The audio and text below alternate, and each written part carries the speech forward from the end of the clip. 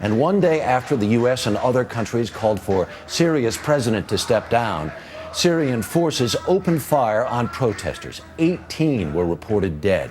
This despite President Bashar al-Assad's statement that military operations against anti-government protesters had ended.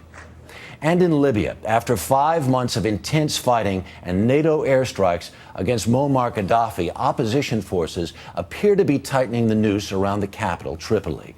NBC's chief foreign correspondent Richard Engel is in the rebel-controlled town of Zintan tonight. Richard, good evening. Good evening, Harry. We've now pulled back to a safer distance away from the front lines, but we did spend the day in Zawiya with rebels, and they tell us they are now building up reinforcements for a major push on Tripoli. The terrain in western Libya has given the rebels a huge advantage. They live on the high ground and control the mountains and deep canyons that look almost like the American Southwest. But the rebels here are moving down from the mountains and into the city of Zawiya, just 30 miles from Tripoli. They've taken over Zawiya's key oil refinery, pulling down Gaddafi's all-green flag. They control most of this city of 200,000 and are fighting to take it all. We followed a rebel unit to the front line. Among the fighters, Hossam Garabir.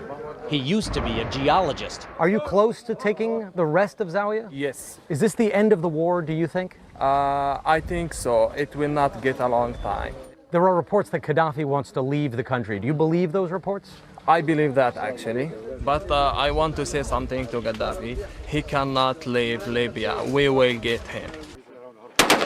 But the willingness of Gaddafi's troops to fight is all too clear. About 70 people killed and